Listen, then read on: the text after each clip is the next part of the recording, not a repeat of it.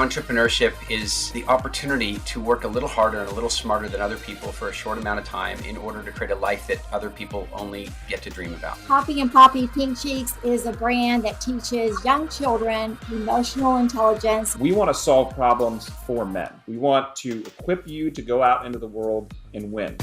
Welcome to Passage to Profit, the show that's all about entrepreneurism, innovation, and the intellectual property that helps it flourish. And you just heard a few comments from some of our guests. We've got a great show. Stay tuned for more Passage to Profit. Want to patent your invention? The chance is near. You've given it heart. Now get it in gear. It's Passage to Profit with Richard and Elizabeth Gearhart. I'm Richard Gearhart, an intellectual property attorney. I'm Elizabeth Gearhart. I work at Gearhart Law, owned by Richard Gearhart. Tonight, we have an extraordinary guest, Eric Edmeades, and he is an absolutely marvelous speaker, entrepreneur. You're absolutely going to be wowed by what he has to say. And then we have two incredible presenters. We have Renee Adams with Hoppy, Poppie. And if your kid is struggling, because all kids do when they're trying to figure out their way in the world, she has wonderful tools to help. After her, we have Bryan Rhode with ACUMEN. Men, how does your shirt look right now? If it doesn't look good, Bryan's going to help you with that one. That's absolutely fantastic. But before we get to our distinguished guests, it's time for IP in the News. So who is IP in the news about tonight? Well, it's about a guy who's a football player who's not quite wealthy enough, or maybe he just wants to have fun on the side. So he's starting his own clothing line, it looks like, and he got a trademark on one of his signature moves. So what's the big deal with that? Well, Matt Judon, who used to be on the Ravens, just signed with the Patriots for a 4-year, $26 million contract. Pocket change to us at Passage to Profit, right? But he's known for his dancing when he does a good tackle on the field. Oh, yeah. I've seen that happen at football games a lot. So he came up with this really cool, design picture that kind of reflects one of his dance moves, and he applied for a trademark for it to put it on apparel and things. And I have to say, in all my years as a trademark lawyer, patent lawyer, I cannot think of one time where somebody has ever tried to trademark a dance move or even an image of a dance move. So I think that's a pretty creative approach, and I would imagine that the trademark is part of the branding for this, right? Because he can say, I've got my trademarked dance move. Absolutely. And he's very popular with a lot of his fans. So I'm sure he'll do well with it. So congratulations. Absolutely. And so now it's time for Richard's Roundtable. And I'd like to invite our distinguished guests to comment on what they just heard. Or you can ask a general question about intellectual property. So first, Eric. Eric, welcome to the show. Hey, good to be here. I love intellectual property conversations, so it's going to be fun. Okay. Well, that makes you somewhat unique. I think that, I was going to say, you fall into a special category. Yeah, I was dropped, I think. But the first thing I'd say is that Zumba did patent an abstract dance move and turned it into a part of $1 billion brand that people have literally tattooed onto their bodies, which I think is always a good mark of a well-developed brand. But then also Nike and Air Jordan didn't patent a dance move. They patented a jumping, leaping through the air and did incredibly well, then turned it into one of the most recognized brands in the world. And then I just want to offer you one thought, because it sounds like you're a little jaded, like he makes enough money anyway, why does he need another patent? But I would just say this, or copyright is, I suppose, what we're really talking about. I would just say that I remember there was a point where Disney was going to lose their copyright protection on Mickey. Right. And then they were defending it. And I was like, come on, how much money do you need that mouse to make you? And then I saw an interview where they described it like this. Children are buying toys and T-shirts and things with that mouse on it because of the trust that we've created over the last 50 years. And if we allow that trademark to expire, then everybody is going to use it and trade upon our trust and sell bad quality, potentially even dangerous things to children. And so we must protect the trust that we've created. I agree with that. That's why the whole trademark system exists. Trademarks are actually brand identifiers and source identifiers. So if you buy Coca-Cola, you know that it came from the Coca-Cola bottling company and that it's going to taste a certain way. And nobody else can sell things under that brand. So it really is for the public's protection as well as the owner's protection, the trademark owner's protection. So very well said, Eric. Yeah, that was great. Renee, what are your thoughts? I have a question about the trademark for Matt's dance move. It's a single image, is that right? Yeah, it's a single image and it is a design mark. Absolutely. It sounds like you know a little bit about trademarks. So yeah, it's just a single move that he has trademarked, and he has a lot of moves, right? So he would have to file a lot of trademark applications if he wanted to cover each one. But he has sort of a signature move where he leans back, points his head into the sky, and puts his hand on his forehead. So it is kind of a trademark move, and he captured it in a drawing. So I think that's super cool. I have not heard of any other trademark, as you have already said, like that. So I cannot wait to see it, and I'm interested to follow this story and find out like who licenses the image, whether it's going to be tattooed, a tattoo shop, or certainly it's got a lot of potential. I think that's very exciting. Yeah, so what a smart guy, right? To take his brand right now where he's super popular and turn it into trademark items with his own trademark brand on it. So his brand will live for a while, we hope. Yeah, that sounds good. Yeah. Bryan, what are your thoughts? I actually have a question. So there are other players, particularly in the NFL, have sort of a signature celebration or a signature dance. And oftentimes you'll see the other team, when that player doesn't do well or his team doesn't do well, they'll mock that dance or mock that move. So it's a little bit tongue-in-cheek, but could he actually sue anybody that mocks his signature dance moves? No, unfortunately. You'd have to be pretty creative with the lawsuit. You could maybe do something. Would he do it? Would the NFL let him do it? I don't know, but that's a great legal question, and maybe somebody will try it someday. We'd love to see that. Yeah, so this particular trademark is for a class of goods, which is clothing. So you get a trademark in a different class. So if he had a class that addressed that, then you could file right? it in a class for entertainment. And then if the other player's image showed up on film, you might conceivably try to enforce that. That reminds me of Eric's story about carrying around the referee cards, so yellow and red cards. Maybe he'll tell us about that later in the show. Yeah, if you have not watched Eric's video, if you go on his website, you can download this video. You have to give him your email, which is fine, but you get this video, and it is a powerful video.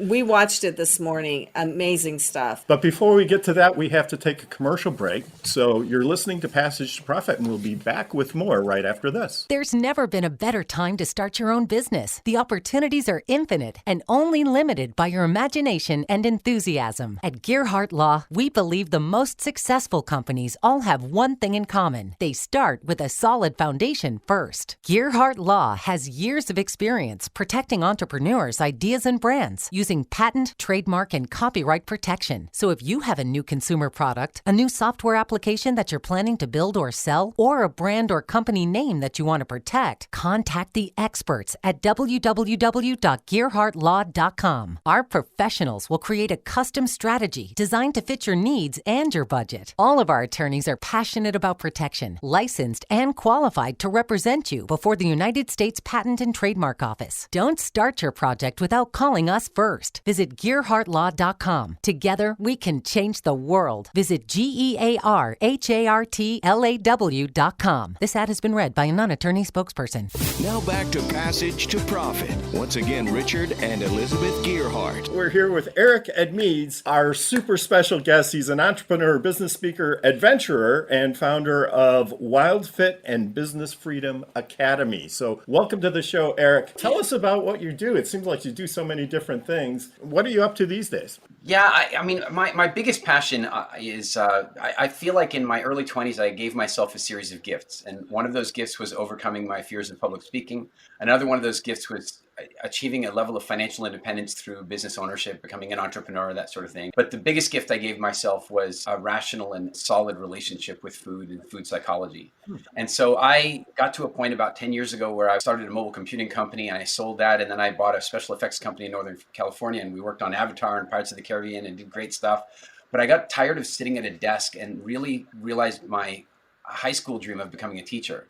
And so I started at that point teaching my 3 gifts to the world, and under Business Freedom, where we teach entrepreneurship, but under my real passion and my real baby is WildFit, where we teach food psychology and nutrition. And we've now served over 50,000 people in 130 countries around the world. And it's the thing I'm most proud of in my life, other than my children.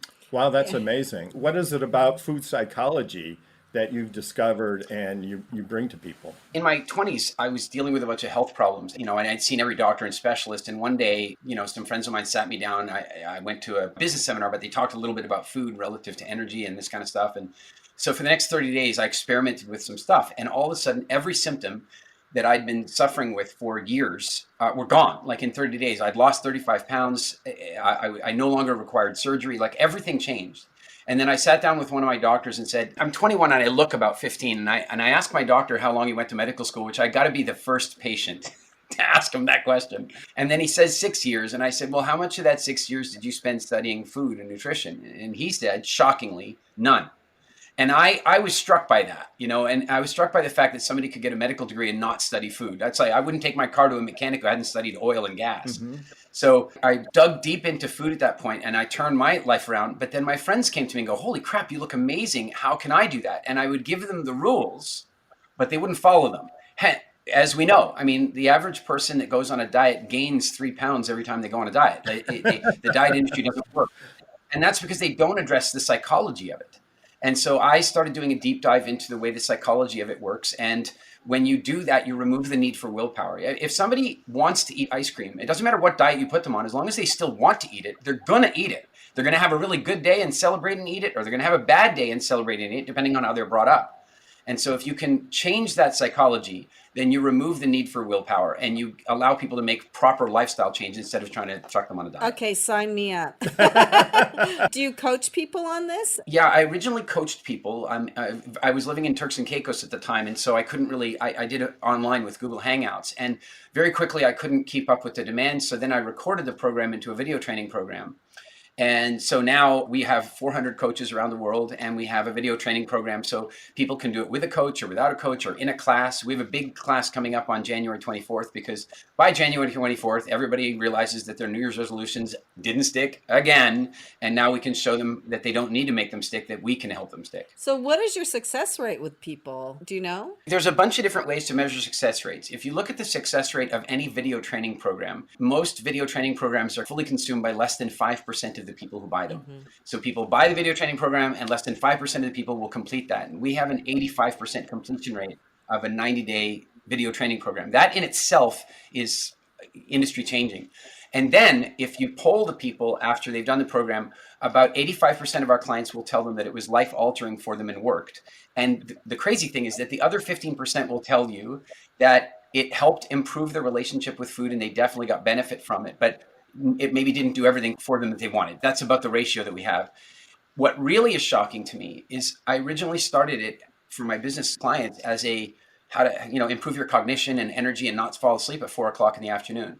It now happens every single day that people write to me with where their doctors have removed them from their diabetic medication, their hypertension medication, their antidepressants. When you solve somebody's relationship with food, you improve every aspect of their life. So how do you do it? What is the secret sauce? There's a bunch, it's a very complicated thing because there are many different things, but I'm going to give you one of the most powerful principles. Your emotions are heavily outdated. Your emotions evolved for life on the savannah. And so now we are being convoluted and bombarded by advertising and social media and manipulative campaigns and what have you. And so our emotions are very confused. And so one of the challenges is that emotions are designed to either pull you towards something or push you away from something. And so, in nature, I found honey in this tree. I ate that. I felt good about it. I want to remember where that tree is. Emotions are also designed as a trigger for memory. If you have an experience with no emotion, you won't remember it. But if you have an experience with an intense positive or negative emotion, you're more likely to remember it, to the point that too much emotion might even cause sort of a post-traumatic stress problem. So now if you think about that, emotions are so very important. Well, the vast majority of the food that people in America eat, they eat to address an emotional problem.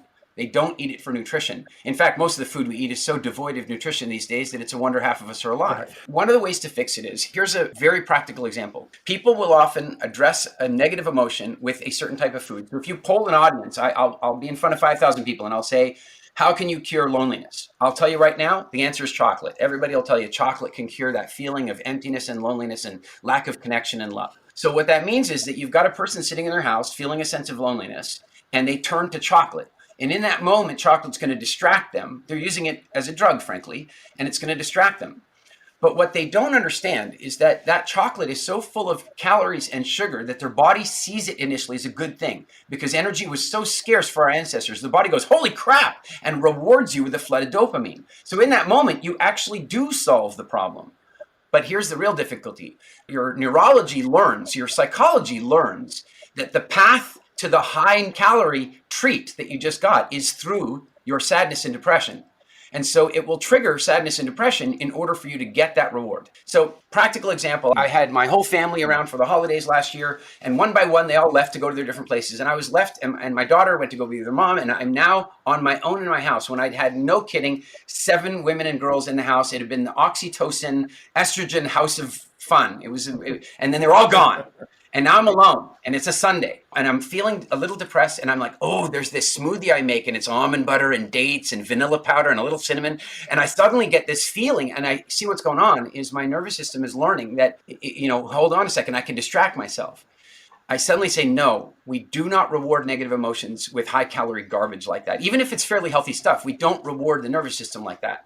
And I made a deal with myself. I can only make that smoothie if I have an epic day, if I have a great day. And I'm like, gosh, that's never going to happen. But then I went out and I thought, what would I do on a normally good day? I'd go build sandcastles. I love on the beach and I love building. So I'm building the sandcastle and I'm hating it. I'm like, why am I doing this? This is stupid. But then the tide comes in and it threatens the castle on this side, and I'm building a little bit more. And then my friends come over and they want to tour the castle, and they think it's amazing because it's about 12 feet by 10 feet.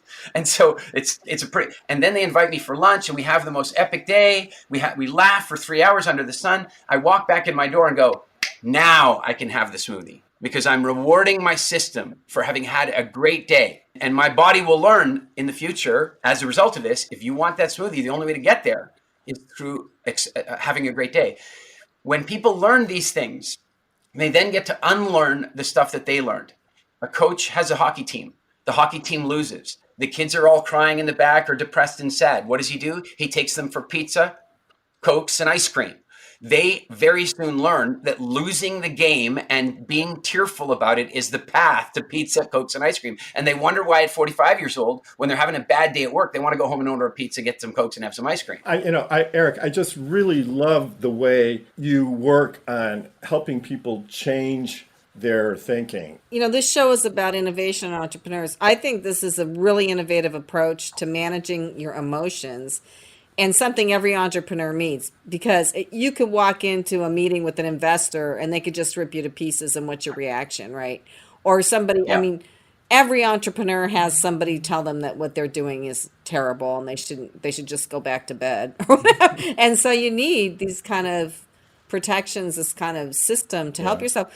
But during the video, I want to bring that back up, and anybody who hasn't gone to Eric Edmeades' website and seen his video, it's on ericedmeades.com. That's Eric, E-R-I-C, Edmeades, E-D-M-E-A-D-E-S.com.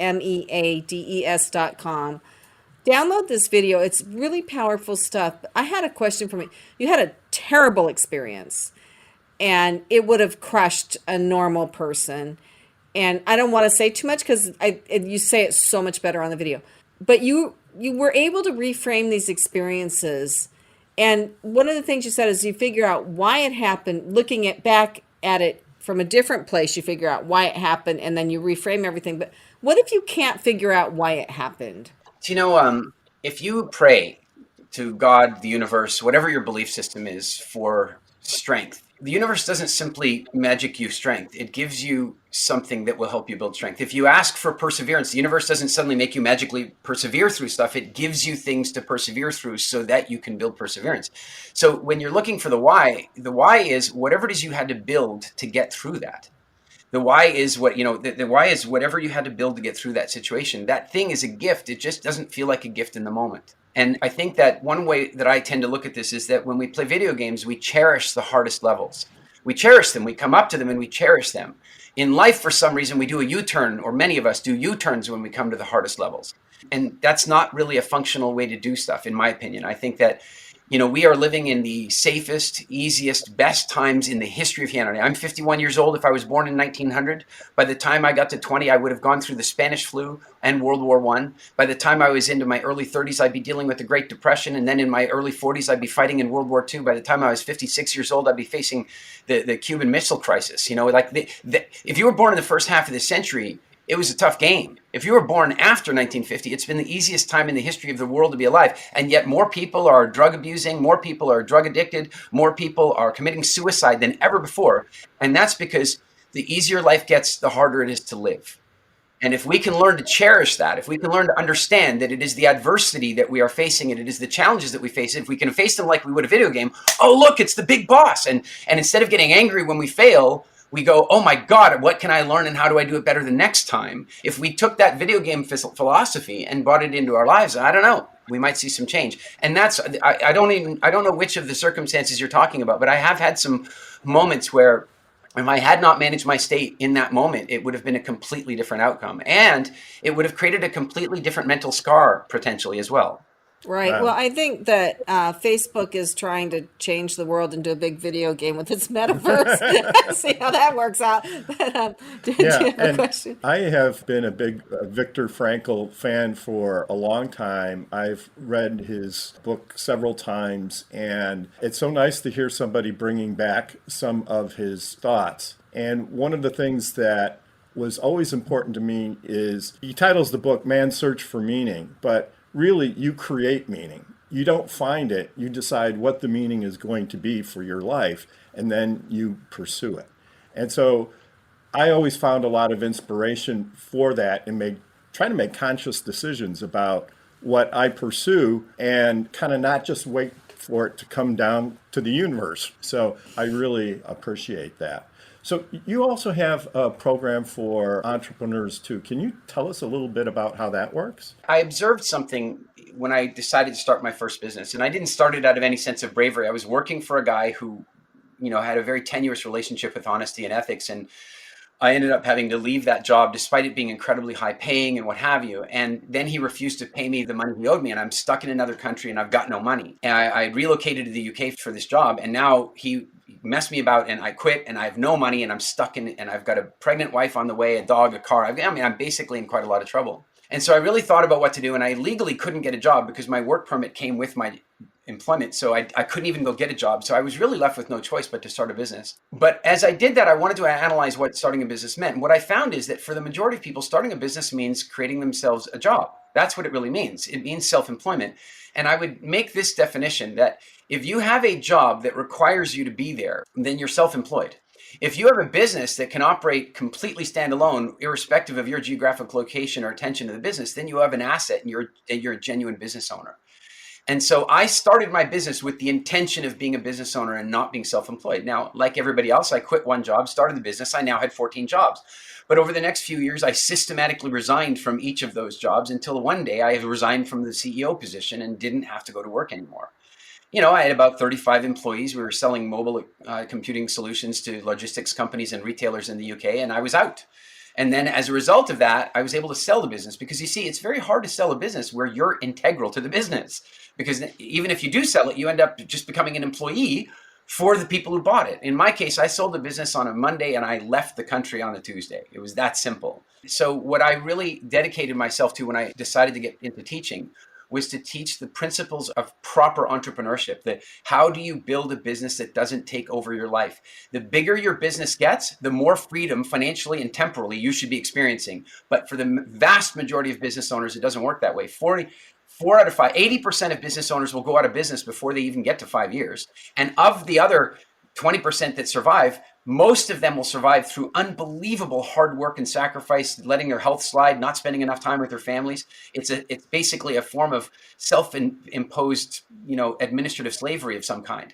And so there's a distinction, and the distinction is build a business that's going to give you the freedom that you went into business for. And so ultimately that's what we aim to teach people. That sounds great. And where can people find out more about this program? Businessfreedom.com. So we have to wrap up this segment, Eric. It's been absolutely phenomenal having you on the show. I hope you'll stay with us. We'll be back with more Passage to Profit right after this. What are entrepreneurs' most valuable assets? Their passion and ideas. We can't protect your passion, but we can protect your ideas. Trust Gearhart Law to protect your ideas with premier patent, trademark, and copyright services. There's never been a better time to start your own business. Contact us at gearhartlaw.com. At Gearhart Law, we have years of experience protecting entrepreneurs' ideas and brands using patent, trademark, and copyright protection. So if you have a new consumer product, a new software application that you're planning to build or sell, or a brand or company name that you want to protect, contact the experts at Gearhart Law, www.gearhartlaw.com. Don't let the wrong protection strategy ruin your business. All of our attorneys are passionate about protection and are licensed and qualified to represent you before the United States Patent and Trademark Office. Don't start your project without calling us first. Contact Gearhart Law on the web at GEARHARTLAW.com. Together, we can change the world. This ad has been read by a non-attorney spokesperson.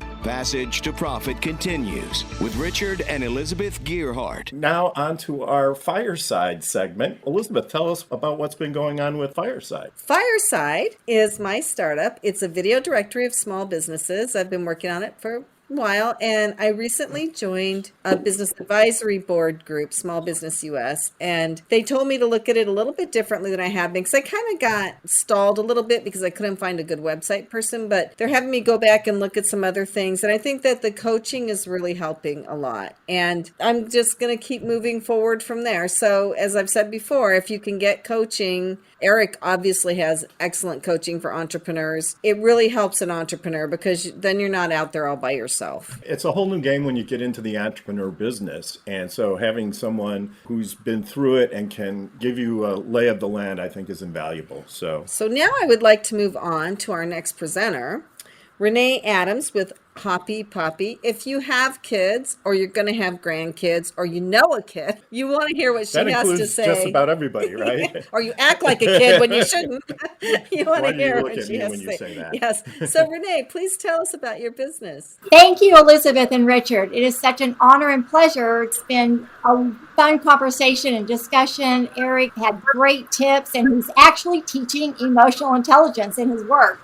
And that is what Hoppy and Poppie PinkCheeks is all about. Hoppy and Poppie PinkCheeks is a brand that teaches young children emotional intelligence. We also give a lot of tips and tools and education to parents on how to role model emotional intelligence in the home. The stars of the brand are Hoppy and Poppie. They are twin grasshoppers living on Bug Island. So it's a character and story-driven brand to teach children how to thrive in this world. Emotional intelligence is a scientifically based phenomenon, or it's a science, really, and it's only 30 years old. And so it's a new science. And now Yale and Harvard have done some amazing studies that show the long-term benefits of emotional intelligence. When you mention the words emotional, there are certain sort of trigger words or words associated with that. What are those words that you're talking about? Yeah, the basic 6 emotions, which are on wristbands that come with the products, is happy, sad, scared, excited, angry, and calm. So those are very basic emotions. And then you expand the vocabulary and teach children all of the many, many, many other emotions that we all experience on a daily basis. So, Eric, do you have any thoughts or comments? First of all, I think it's about the most important work that we could be doing in the world, and that is guiding emotional intelligence. I really loved when Mr. Rogers made his speech to a Senate committee talking about that one of his shows costs about the same amount as 2 minutes of a cartoon, and 2 minutes of animation. And in the animation, you've got a cat smacking a rat over the head, hurting each other the entire time. And he says, the whole point of my show is to teach children about their emotions. So my first and most important thought is I think it's like among the most important work in the world that you're doing. Yeah. So Renee, I have a question. I agree. It's very important work that you're doing. How are you getting the word out about this? Are you taking it into schools? I have a plan to take it into schools. I have not done that yet. So this is just launched this year. And right now I'm only selling on my website. So I'm really doing some test marketing and finding out what that main buyer profile is. I mean, obviously it's parents, it's teachers, it's grandparents. But right now I'm doing a digital marketing campaign, and it's sold on hoppypoppie.com. And I did create a coupon code for this show, iHeart. So if anyone gets on the website, use iHeart and you'll get 15% off. But that's where it can be found currently, hoppypoppie.com. Renee, you have an expert here with Eric. Are there any questions that you'd ask him, given that you're still in the early stages of your business, that maybe he could help you with? Absolutely, yes. The first thing is a really powerful marketing principle that that every entrepreneur should understand, and that is that the degree to which you can explain your prospect's problem better than they can is the degree to which they will assume that you have the solution. In other words, when you take a look at what a lack of emotional intelligence looks like in a child, when you're able to describe those symptoms really effectively, for example, in a YouTube video or an Instagram, TikTok, or whatever the case might be, any parent watching that, hearing you describe their life for them, it's like, my God, it's exactly like that.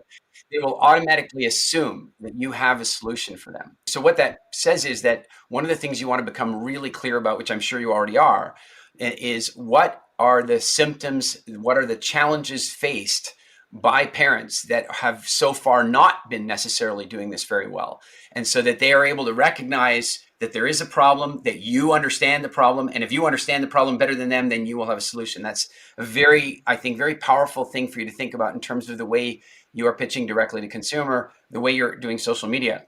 When you say, well, I'm pitching these different assets and I'm out talking to these people and I'm open to everything. Let me just tell you, those are words that Steve Jobs never said. Never in the history of ever did Steve Jobs said, I'd like us to develop a phone and I'm open to everything. What he said is, I want us to make a phone that is the cleanest, simplest, perfect. He was retentive about elegant simplicity. It had to be that way. All I want to say is that investors and partners and stuff don't want to hear that you're open to everything. They want to hear that you have a mission and purpose and that you are driven to achieving that and that you will not sacrifice that mission and purpose even if you don't have enough money to feed your family.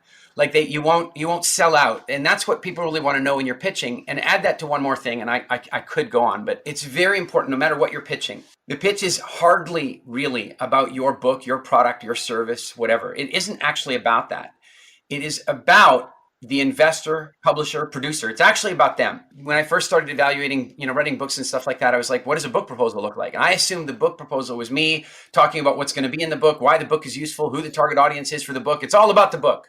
And then Marcy Shimoff, who wrote Chicken Soup for the Woman's Soul and Happiness for No Reason, and Janet Atwood, who wrote The Passion Test and Hidden Riches, all New York Times bestsellers, showed me their book, gave me copies of their book proposals. And I was shocked to find in every case that the book proposal was simply a marketing plan that demonstrated that they were going to do everything possible to make sure their books were New York Times bestsellers.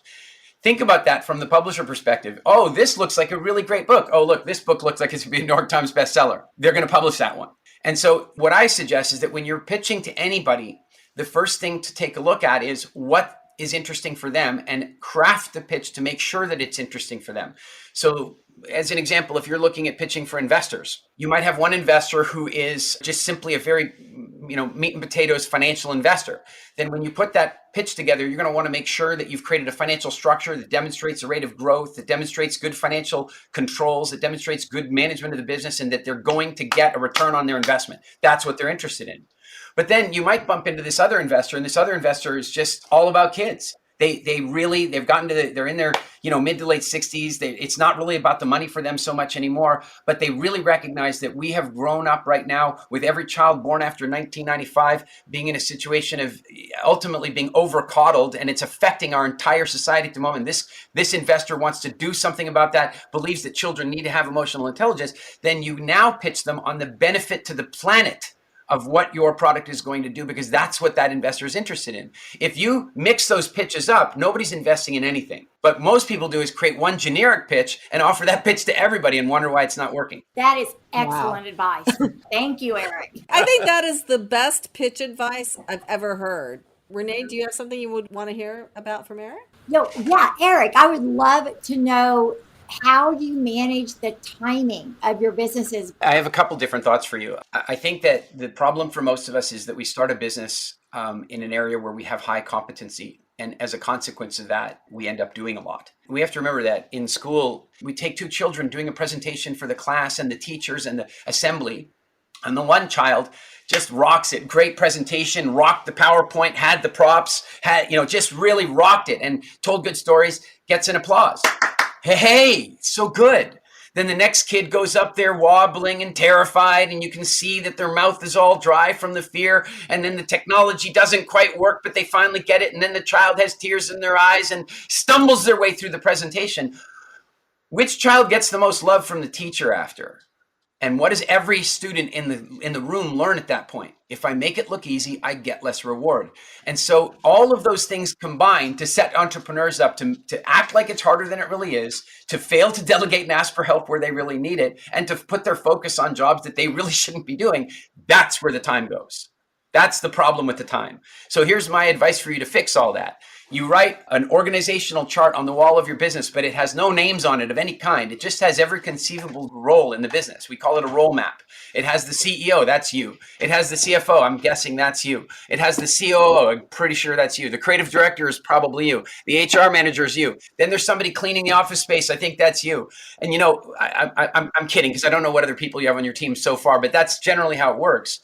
Then what you do is circle each of the boxes, red for things that you need to stop doing as quickly as possible. Green or yellow for the things that you can do for a little while, but you got to get out of them. And then green for the stuff that long-term you want to stop doing that.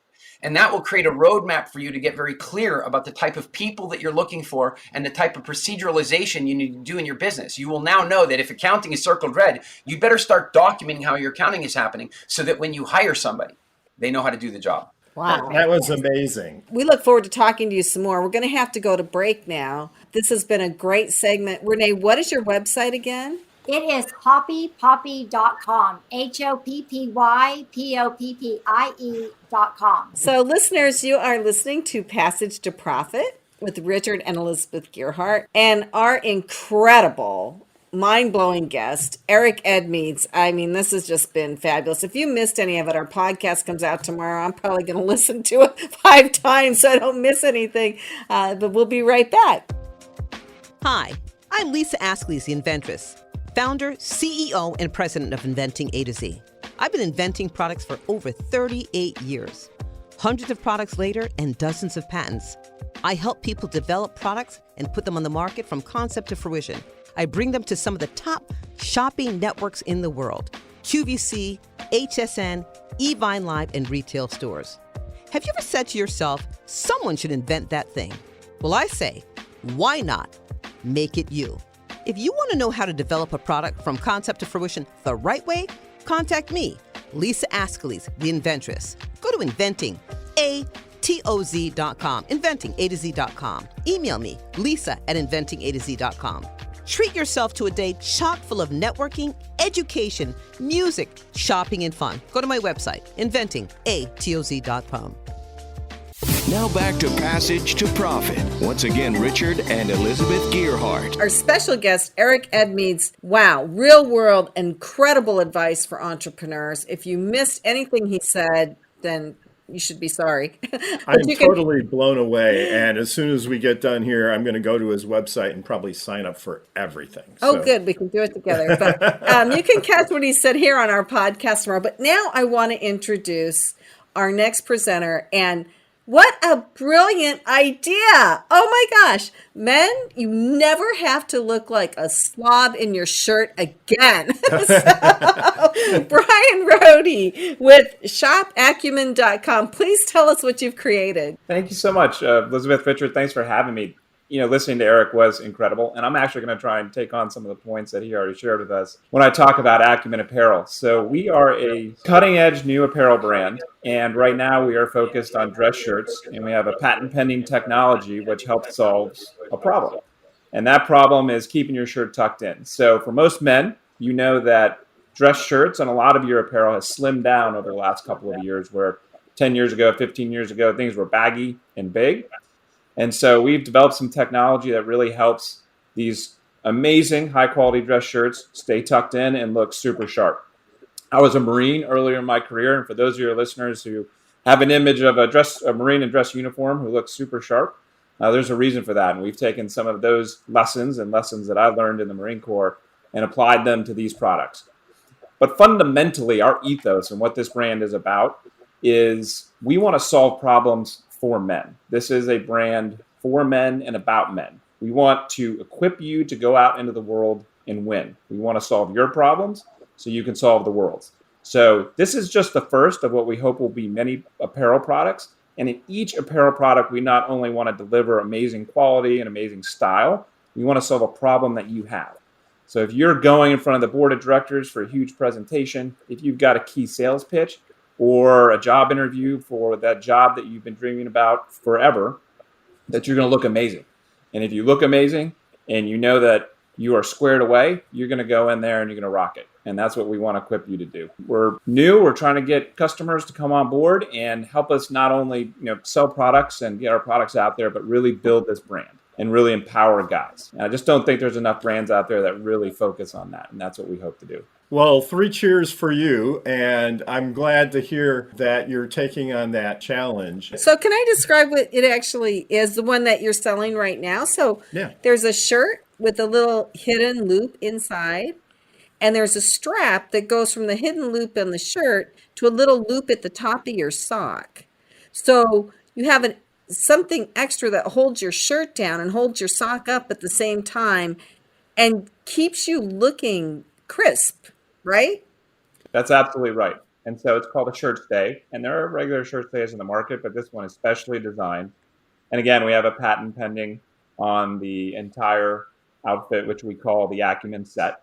And it really works. It keeps your shirt down and it keeps your sock up. We talked earlier before this podcast about some of the no-nos. You see guys will go do an interview and they'll cross their leg and their socks hanging down by their ankle and half their leg showing. Or literally yesterday I was pulling out of a lunch meeting and I saw a gentleman in business casual walking with some of his colleagues, had a business shirt on, and the entire back of it was untucked and hanging out.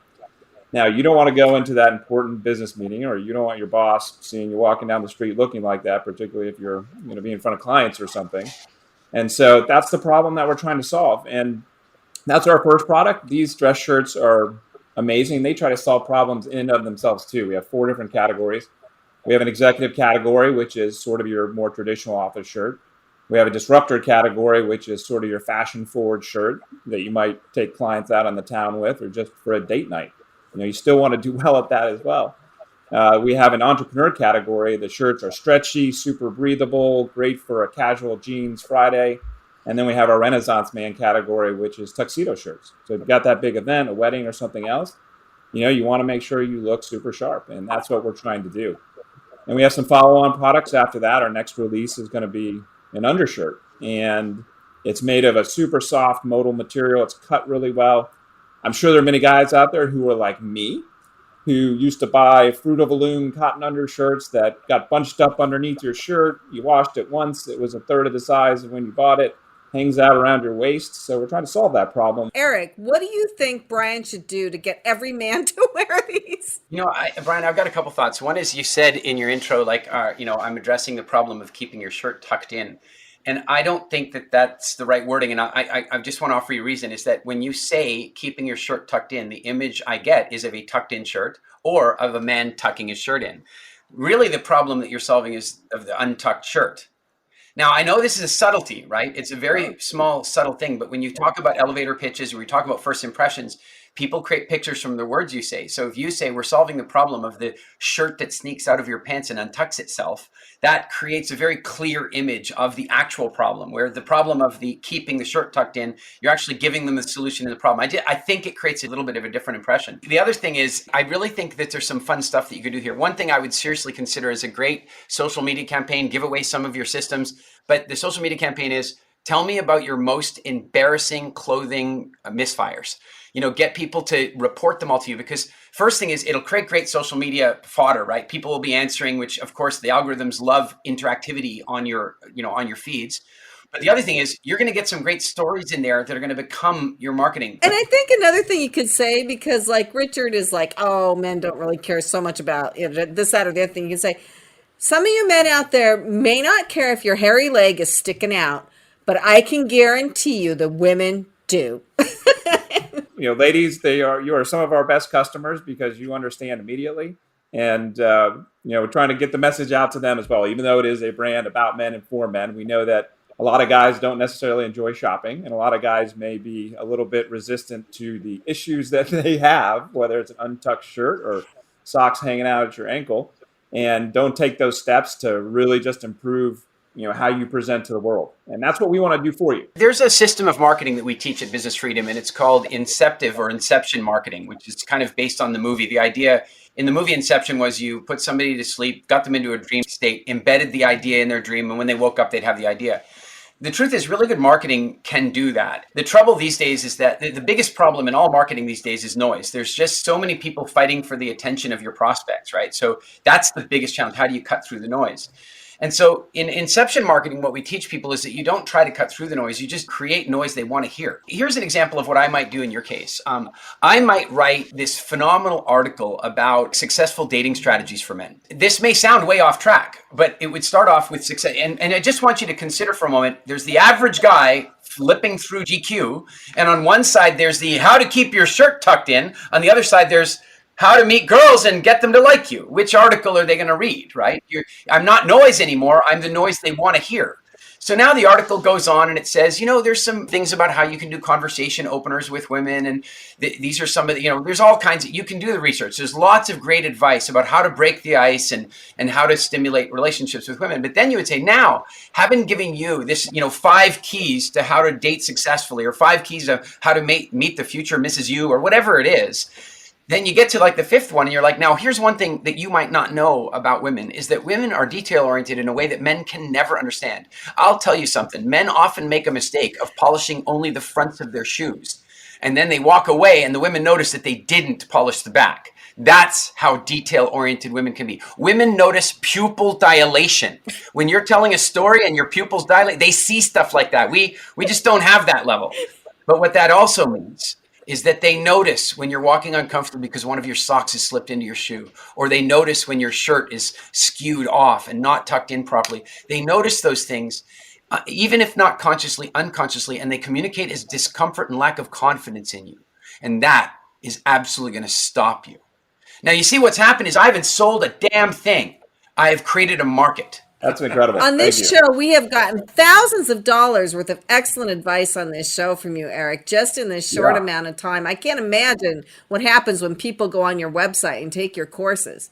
But I'm going to find out. You are listening to Passage to Profit with Richard and Elizabeth Gearhart, and our just mind-blowing guest, Eric Edmeades. Every entrepreneur needs to go to his website. I am not kidding. But we'll be right back. There's never been a better time to start your own business. The opportunities are infinite and only limited by your imagination and enthusiasm. At Gearhart Law, we believe the most successful companies all have one thing in common. They start with a solid foundation first. Gearhart Law has years of experience protecting entrepreneurs' ideas and brands using patent, trademark, and copyright protection. So if you have a new consumer product, a new software application that you're planning to build or sell, or a brand or company name that you want to protect, contact the experts at www.gearhartlaw.com. Our professionals will create a custom strategy designed to fit your needs and your budget. All of our attorneys are passionate about protection, licensed and qualified to represent you before the United States Patent and Trademark Office. Don't start your project without calling us first. Visit GearhartLaw.com. Together, we can change the world. Visit GearhartLaw.com. This ad has been read by a non-attorney spokesperson. Now more with Richard and Elizabeth. Passage to Profit. Eric Edmeades, I've never met anybody like him, and I have checked out some of his website, but I'm going to go check out his other website. So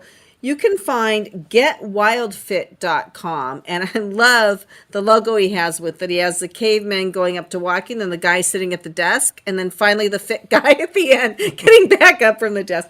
And then businessfreedom.com. And then if you want something simple, it's eric with a C .ee. Type that into your browser, Eric with a C .ee. So ERIC.ee. This man knows so much about entrepreneurism and marketing. It just blows me away. Then we had Renee Adams with Hoppy, Poppie. So she's just starting out, but she's really got her heart and soul invested in teaching children emotional intelligence and helping the world be a better place, because kids will hopefully grow up in a better state of mind. And her website is hoppypoppie.com. That's HOPPYPOPPIE.com. And she's got books and little stuffed creatures, and it's very cute. I would encourage you to go.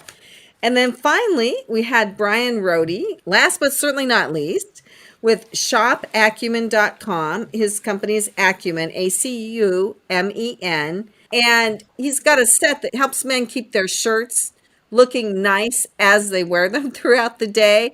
And it's so innovative and it's so very cool. And his goal is just, I think, to give men more confidence and make them succeed because they're confident about themselves wearing these clothes that they know make them look good. So, and as he says, it's a brand for men. So yeah, definitely check out his website. He's also very generously given a discount code. Use the discount code PASSAGE when you go to shopacumen.com and get 40% off. So that's about it for us here at Passage to Profit. But before we go, I'd like to ask Eric if he has any thoughtful parting words for our audience.